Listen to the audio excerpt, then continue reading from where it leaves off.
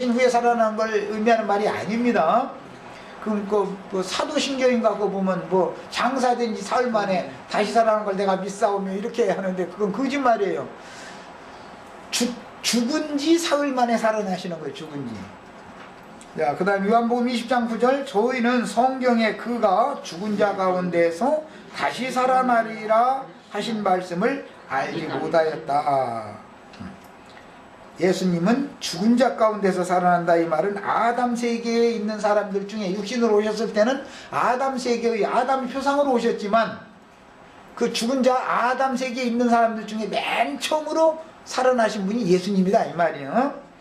사도행전 17장 3절에 뜻을 풀어 그리스도가 해를 받고 죽은 자 가운데서 다시 살아나야 할 것을 증명하고 이르되 내가 너에게 전하는 이 예수가 곧 그리스도라. 예수가 그리스도인 사실을 믿는 것이 믿음이라고 그러죠.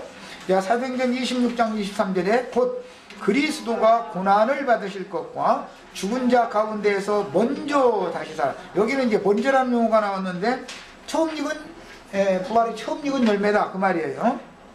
다시 살아나서 이스라엘과 이방인들에게 빛을 선전하리라. 부활하신 예수님은 육체로 오셔서 빛을 선전하는 게 아니죠. 육신으로 오셨을 때도 참빛으로 오셨죠. 세상에. 그렇지만 부활하신 다음에 다메섹 도상에서 바울을 만나 주실 때 빛으로 찾아오셨죠. 오늘 우리 이제 저에게 빛으로 찾아오셨고 형제 자매님들에게 동일하게 빛으로 지금 임하시고 있는 중이죠. 자, 로마서 8장 34절 누가 정죄하리요 죽으실 뿐 아니라 다시 살아나신 이는 그리스도 예수신. 여기에서는 예수를 앞에 놓지 않고 그리스도를 앞에 놓을 때는 말하고자 하는 의도가 있다. 이건 부활 생명과 관계 있습니다. 그는 하나님 우편에 계신 자의 우리를 위하여 간구하시는 자신이라. 대제사장이죠. 영원한 성령으로 말미암은 대제사장. 고린도전서 15장 4절에 장사 지낸 바 되었다가 여기 이제 이 말씀을 가지고 사도신경을 해놨는데 그걸 만들어 놨는데 요 말씀 앞에 3절에 보면 성경대로 먼저 죽으시고가 나오죠. 고린도전서 15장 3절 보겠습니다. 사도신경이라고 하는 것에 대한 오류를 좀 잡을 필요가 있어서 그래요.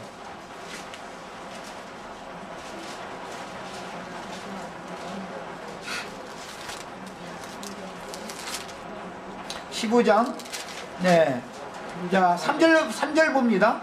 내가 받은 것을 먼저 너에게 전하였느니 이는 성경대로 그리스도께서 우리 죄를 위하여 죽으시고 장사 지낸 바 되었다. 그런데 죽으시고는 쏙 빼놔버리면 장사 지낸다가 되었다. 이것만 딱 갖다 해보니 기독교는 뭐든지 성경을 어떻게든 해서 빼거나 타거나 해가지고 말하고자 하는 의도를 자꾸 변개시키는 것이 있어요.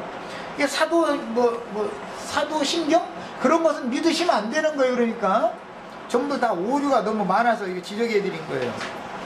자, 그 다음에 고린도전서 15장 2절에 그리스도께서 죽은 자 가운데서 다시 살아나셨다 전파되었거늘 너희 중에 어떤 이들은 어찌하여 죽은 자 가운데서 부활이 없다 하느냐. 고린도 교회에도 유대인들이 사두개인들처럼 부활이 없다고 주장하는 자들이 많이 있었다는 걸 알 수가 있어요.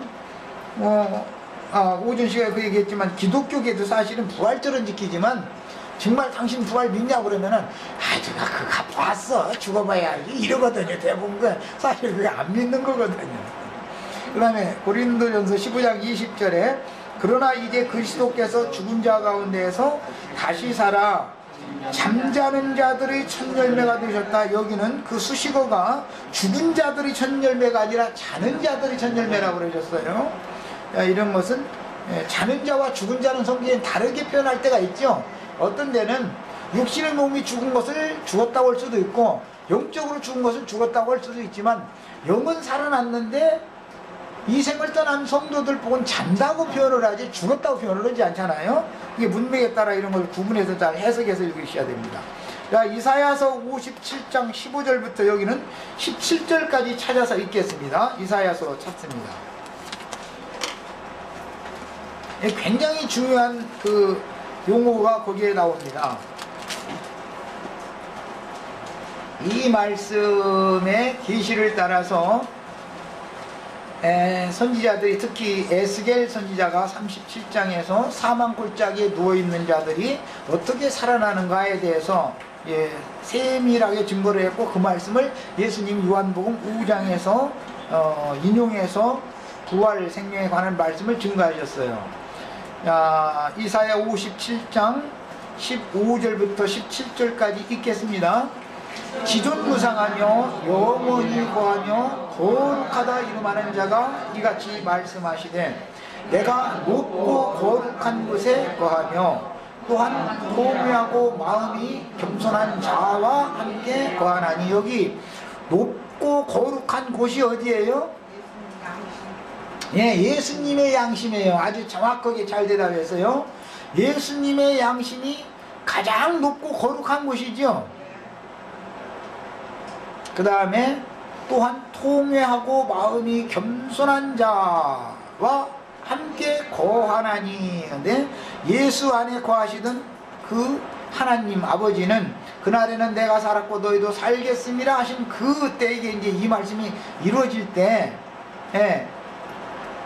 예수 그리스도가 죽은 지 사흘 만에 부활하셨고, 그날 저녁에 숨을 내쉬며 가라사대 성령을 받으라 해서 그 숨을 받으면 제자들도 살아나는 거죠. 그런데 어떤 사람들이냐, 오전 시간에는 아들이 원하는 자다 표현을 이렇게 했지만, 여기서는 겸손한 자의 영, 통회하는 자의 마음이다 그랬어요. 그러니까 통회하고 마음이 겸손한 사람이 아들이 원하는 자죠. 그게 생명을 주기를 원하는 자죠.